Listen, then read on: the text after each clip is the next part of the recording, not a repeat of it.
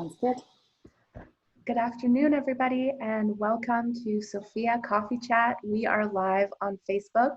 My name is Dee Goldstein, and I'm the Director of Development and Community Affairs for SoFIA, South Florida Institute on Aging. I'm joined today with realtor extraordinaire Barbora Kassdikian from the Coloni Group at the Kais Company. And today we are going to be talking all about home ownership and some very special things that you can do if you're a first-time home buyer. This is really significant for older adults because it can be an income generator and it can be a part of your legacy. For those of you who are new to us, SoFIA is a think and act tank that empowers people as they age. On the act side, we provide social services to help older adults who are isolated at home, provide respite for their caregivers, teaching older adults how to use technology like Zoom or Facebook. We also work with veterans. Our foster grandparent program works with students in Broward County Title I elementary schools. So we are all over the community doing great things thanks to our core of 500 senior volunteers. And on the think side, we bring people together to talk about the topics that matter, such as home ownership. So Barbora, thank you so much for joining us today. Hello, everybody. Thank you so much for having me. Now you live in Fort Lauderdale, so you're a Broward County resident and you've been in the real estate business for a long time, right? Well, 4 years. It is a long time for real estate. Yeah, and so I'm sure that you've seen the market ebb and flow and change over those 4 years. Obviously, we've been in an unusual situation in 2020 with this pandemic. How has the market changed over the last couple of months? Well, unfortunately, everything stopped in March, but real estate actually did stop for a couple of weeks pretty much completely. However, real estate was an essential business, so we were allowed to work. And by now, real estate is booming. Real estate is really doing really super well. And we can see it just driving around Fort Lauderdale, driving around the county. There really are a lot of new developments, a lot of houses up for sale. People need to move, people's situations change. When a couple of weeks ago, you joined us for our Affordable Housing Roundtable, we talked about the need for senior housing. We talked about the need for affordable housing, but also some really interesting housing modalities that people might not think about, things like home sharing and the like. But today, you're here as the real estate expert to talk to us about what does it look like for a senior who is a home buyer. So I'm hoping that you can tell us a little bit about someone who maybe is currently renting but is thinking about becoming a first-time home buyer. Are there any special incentives or programs that they can take advantage of? Oh, absolutely, absolutely. I can definitely connect anyone who is interested with some amazing lenders. And yeah, there are programs for first-time home buyers, and actually people a lot of times don't know that if you don't own a property for 3 years, you are a first-time home buyer all over again. So, and as a first-time home buyer, you can get a home for as little as 3% down. So definitely there are really great options, and yeah, just let me know if you're interested and I'll definitely let you know more.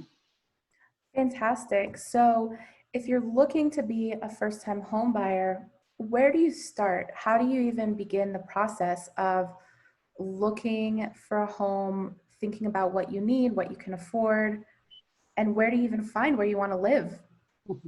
Yeah, that decision is really up to you. You need to make your choice about the area, and that's one of the very first steps. And for people who never bought a real estate, the very first step really is to connect with a lender and get pre-approved. People a lot of times don't really know how much they can afford. And just every offer being accompanied by a pre-approval letter is so much stronger. So it's not only for you to really know what you can afford, but also to be ready when you find a perfect home And when you want to put the offer in, just to have it ready. So first step, connect with the lender, decide on the area. And then since you know how much you can buy, just go. People always start online these days. So that's probably the first thing you're gonna do. You have to decide, do you want single family home, or you want a townhouse, or you want to maybe duplex or multifamily, and invest some money in investment opportunity or a condo. So all this you have to decide at first. Okay, so it's really important to do your own research first, really know what you're looking to get into and what your options are. So even someone who is retired and therefore has a fixed income, a limited income, because they are in that time in their lives, is still able to get a loan for a certain amount. They just have to do that research and work with a lender first, and then they can meet with a realtor based on those options to see what's available. Absolutely. Or if you want to first connect with a realtor, then we usually have people we've been working with for a while, so we can recommend some really good lenders. That's also the way people a lot of times choose to go. And yeah, that's what to do. Yeah, that's what you need to do first. You need to make your own decisions. You need to decide really where you want to be. But once you get the pre-approval letter, it is so much easier because every area is differently priced. So once you know exactly, that helps a lot. That's And great. it helps you also save a lot of time. Yeah, definitely. Now, when you and I were speaking earlier, you mentioned something about the Homesteader Act, Homestead, I'm sorry, the the Homestead homestead Act, exemption, homestead the Homestead exemption. Exemption. That's it. Yeah. What is the So, Homestead Exemption? so that's really from Texas. So if you selling your home and you want to buy a new home, you can use the homestead exemption, which is for a single person 250,000, and for a married couple 500,000. So that really helps if you have to pay that much less on taxes. So So yeah. if you're selling your home, thinking about buying something new, this Mhm. exemption helps you out in your taxes to kind of soften the blow for all the other things you'll be spending on Yes, throughout the process. but it has to be your primary residence. I see. Okay. So it might not apply to investment properties. So Mhm. So this is where it gets really interesting because you and I were talking about options for aging in place. Mhm. So obviously aging in place is ideal. It means that the older adult can have a lot of independence and still be in their home for as long as possible. Now, what about someone who's not quite ready to go into a facility, but still maybe has a caregiver who helps them either part-time or full-time, or might need a home health aide to come in, whether for short-term or long-term, to help them with things around the house? Is there a way to leverage buying a property in order to make that a more positive experience? Yes, I would think there is a great option if you would consider buying maybe a duplex and actually have your caregiver living right next to you. So if you have a big house, or not even a big house, just sell your house and buy a duplex, live in one unit, and have your caregiver living in the next. You can even make a profit on it because your caregiver is gonna pay you rent. So buying a property like that actually also helps as income when applying for a loan. So some of the programs allow you to use the future income on this second unit as your income towards your loan. So it's going to make it easier for you to get approved for the loan. That's So great. So yeah, and you have them right next to you, but not inside your house. So you still have your complete privacy, but they are right next to you. So it can be also used maybe if you have grandchildren that would love to help you and support you, but they want their privacy and they don't want to live with their grandma and grandpa. So this would be a great option for this as well.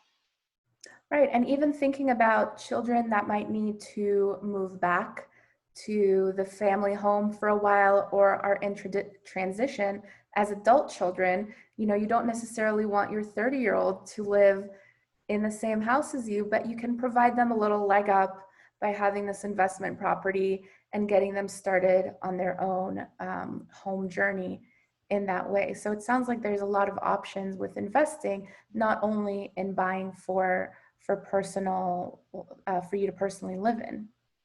Yeah, and that I believe would definitely help a lot of older adults to still be in their, in their homes for maybe a lot longer, because if they have the person right next to them, and it helps the caregivers as well. They don't have to drive, and it, I think it's a great option for older adults.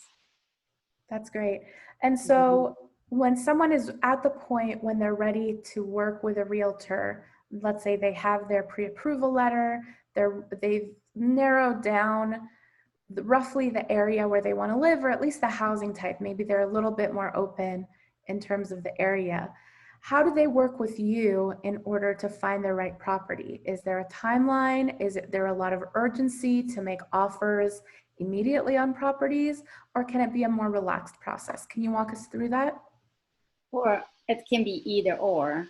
It depends on the person. I work with people according to their schedule, according to their needs. I don't work, on some plan or whatever. No, I always customize depending on the person. So again, it doesn't have to really, if you don't know lenders or if you need any tips where to find the right person, please don't hesitate to reach out anytime. Even if you don't need realtor, I can connect you with really good lenders. And again, if you're ready to start the process, and you decide, even if you need help deciding on the area, maybe you're not so familiar with all these areas here, I can definitely, take you around. I always suggest for people to actually drive through neighborhoods and see, get a feel of the homes around there, and maybe just pull over and talk to people when they walking their dogs or something, and just get ideas, or maybe go visit the church in the neighborhood, or if there are some events. So that helps definitely if you're moving to a new area. And then you just need to decide how many bedrooms you need and how many bathrooms you want. And do you want a pool? Do you want backyard? Maybe you want to feel like in a house, but don't want to have to do all that work around the house. So maybe townhouse would be better for you. So all this is good. We can discuss, we can talk about it. I can show you different options. And yeah, I can definitely lead you to your new beautiful home. Fantastic. So I really want to encourage everyone who has any questions about the home ownership process, whether you feel like you're ready right now or whether it's something you want to look at for the future, whether it's for you, for a parent, for a family member, maybe making a family investment in the family's future, I would encourage you to reach out to Barbara and ask those questions. She is the expert and will be happy to walk hand in hand with you along this process. So if you have any questions about that, I'm going to put her information in the comment box below so that you can go ahead and reach out to her. I will also be putting her information up on our website, and it will go out in an email to everybody who registered to attend. Barbara, any closing words before we wrap up about homeownership and any advice that you want to give people before we sign off? Just do your homework, please. Make sure you don't save money on inspection while buying a home. That's a big no-no. Please just spend a few extra $100 because it's gonna save you a lot of headache, a lot of arguing. Please do your termite inspection, do your plumbing inspection, and ask anything. No question is a stupid question. This is a huge thing. Buying a home is an amazing thing, but it's a huge, huge investment. So ask anything. Yep, so top tips: do your homework, be prepared, and don't cut corners. There you go. Nice summary. Fantastic. Well, I want to thank you, Barbara, so much for being here today and answering our questions, getting people introduced to the idea of home ownership as an older adult, and maybe some things that they hadn't thought of with regards to investment properties. And to our audience, thank you so much for joining us and watching. Please feel free to reach out to Barbara with any questions that you have. And don't forget that registration for the Aging in South Florida virtual symposium is now open. Tickets are only $10, and it's going to be an amazing day of conferences. So make sure that you check it out on the SoFIA website, https with the backslashes, thesofia.org/AISF. And we will see you in the next coffee chat. Take care, everybody. Thank you so much for having me.